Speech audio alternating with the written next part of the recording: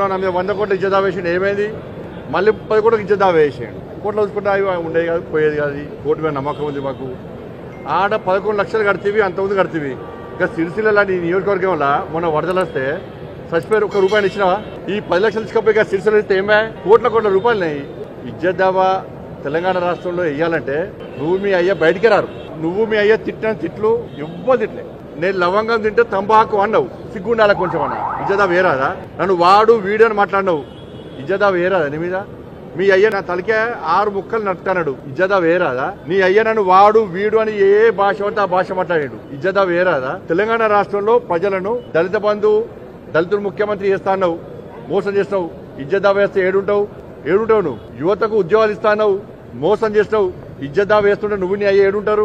నిరుద్యోగ వృత్తి ఇస్తావు, ఇయ్యలేదు. ఇజ్జత్ వేస్తే ఏడుంటావు నువ్వు? రుణమాఫీ అన్నావు, చేయలేదు. ఇజ్జత్ వేస్తే ఏడుంటావు నువ్వు? డబుల్ బెడ్రూమ్ ఇస్తావు, మోసం చేస్తావు. ఇజ్జత్ వేస్తే ఏడుంటావు నువ్వు? ఎట్లా బెదిరిస్తే భయపడే వ్యక్తి బండి సంజయ్ కాదు. నువ్వు ఉద్యమం పేరుతో వచ్చినావు, మీ నాయన పేరేపి మీ అయ్య పేరేపి నువ్వు వచ్చినావు. నేను 9 సార్లు జైలుకి పోయినా. నా మీద నీ ప్రభుత్వం పెట్టిన కేసులు 109 కేసులు. 9 సార్లు జైలుకి పోయినా, 109 కేసులు. అర్ధరాత్రి ఎత్తుకపోయారు, మధ్యాహ్నం పూట ఎత్తుకపోయారు, రాళ్ల దాడులు చేశారు. కానీ అన్నిటిని నేను ఎట్లా ఎదుర్కొన్నా? రాజకీయ నాయకుడు నేను, ధైర్యంగా రాజకీయాన్ని ఎదుర్కొనే తప్ప ఇజ్జదావాలు వేసి బెదిరించే ప్రయత్నం చేస్తే భయపడే వ్యక్తి బండి సంజయ్ కాదు. నువ్వు ఏదో అనుకుంటున్నట్టున్నావు. ఇజ్జదావేగానే నోటీస్ చేయగానే బండి సంజయ్ భయపడతాడు. తెలంగాణ సమాజానికి నేను అప్పీల్ చేస్తున్నా. తెలంగాణ రాష్ట్రంలో బీఆర్ఎస్ పార్టీ, గతంలో టీఆర్ఎస్ పార్టీ, తెలంగాణ రాష్ట్రంలో రాష్ట్ర ముఖ్యమంత్రిగా కేసీఆర్ గారు ఉన్నప్పుడు కేసీఆర్ గాని, కేసీఆర్ కుటుంబం తెలంగాణ సమాజాన్ని తిట్లు వాస్తవమా కాదా?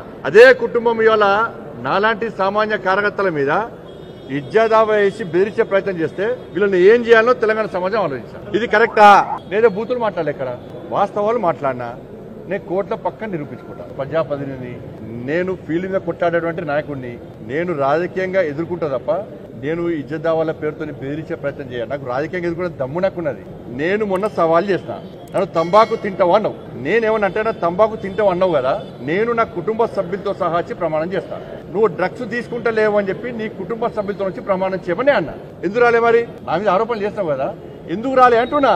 నువ్వు తప్పు చేయకుండా రావచ్చు కదా. నువ్వు దేవుని మొక్కవు, నీ కుటుంబ సభ్యులు తీసుకోరమ్మని చెప్పినా, ప్లేసు, టైము, డేటు డిసైడ్ చేయమని చెప్పినా. రాకపోవడంలో నీకున్న ఇబ్బంది ఏంది? ఇది ఫీల్డ్ గా కొట్టాడే పద్ధతి. లక్షలు కోట్ల కట్టడానికి పైసలు కానీ సిరిసిల్ల వరదలు వస్తే రూపాయి ఇచ్చే చేత కాదు. నీ కార్యకర్తలు చచ్చిపోతున్నారు, చాలా ప్రాంతాల్లో ఇబ్బంది పడుతున్నారు, వాళ్ళకు రూపాయి ఇవ్వవు. తీస్తున్నా, అన్ని తీస్తున్నా బిడ్డ. ఇప్పుడు స్టార్ట్ చేసినావు కదా, నేను స్టార్ట్ చేస్తే ఇక నీ బయట చెప్పకుండా స్టార్ట్ చేస్తా. ఏం చేయాలో నీ సంగతులు అన్ని చూస్తా. నువ్వు అమెరికాలో ఉండి ఎవరోడు అమెరికాలో ఉండి ఎవరితోని ట్వీట్ చేసిండు, ట్వీట్ ఎవరెవరు పక్కన ఉండి ట్వీట్ చేసిండ్రు, అన్ని ఫోటోలు నాకు ఉన్నాయి. ఎక్కడెక్కడికి ఎవరెవరు పోతున్నారు అన్ని తెలుసు. వ్యక్తిగతంగా పోవద్దు అని చెప్పి ఒక సంస్కారం అనేది అడ్డం వస్తుంది కాబట్టి నేను ఆగుతున్నా. ఇప్పుడు స్టార్ట్ చేస్తాను. నేను ఆయనకు మతి లేదా, నీకు మతి లేదా, లేక మీ ఇద్దరికి శృతి లేదా, ఏదో తెలియదు మాకైతే. నోటికొచ్చినట్టు మాట్లాడు, అడ్డగోళ్ళు చిల్లర మల్లర మాటలు మాట్లాడు. నాకు ఇంకా గమ్మత్ ఏమనిపించింది అంటే, అసలు ఎందుకు వచ్చిండి నిన్న ఏదో జరిగిపోయింది, ఏదో బ్రహ్మాండం బద్దలైపోయిందని వచ్చిండు. ఏమైంది? ఆయన ఏం మాట్లాడుతారో ఆయనకు తెలియదు, ఆయన ఎప్పుడెట్లా ప్రవర్తిస్తారో ఆయనకు తెలియదు. ఆయన గుండుని తీసి ఆయనతో గుద్దుకుంటుండు బండకు. మీరు చూడండి, వీడియో చూడండి, నేను చెప్తలేను, ప్రామిస్ చెప్తున్నా. మీరు చూడండి, లైవ్లు ఇచ్చిండ్రు. ఆయన దానికే లైవ్ పెట్టుకోండి. ఇంకా బండి పోతే బండి ఫ్రీ వస్తుంది, గుండు పోతే గుండు ఫ్రీ వస్తుందివే. బండి పోతే బండి ఫ్రీ వస్తుంది కరెక్టే, గుండు పోతే గుండు ఫ్రీ వస్తుందా? ఎవరు చెప్పాలా పిచ్చోనికి? మేము గదే పోలీసు వాళ్ళు పాప అట్లా కాదురా బాయ్, నువ్వు కావాలంటే కొట్లాడు, జనంలో ఓళ్ళు ఒలివెట్టు, అది చేయరా అంటే నేను గుండు వల్ల కొట్టుకుంటా, మీరు వల్ల కొట్టిరని చెప్తా, కేసీఆర్ కొట్టించిండని చెప్తా. ఇదా ఎందుకు నీ ఆందోళన? నాకు అర్థం కాదు. నువ్వు ఏం పొడిచినావు ఉద్యోగులకి ఈ దేశంలో?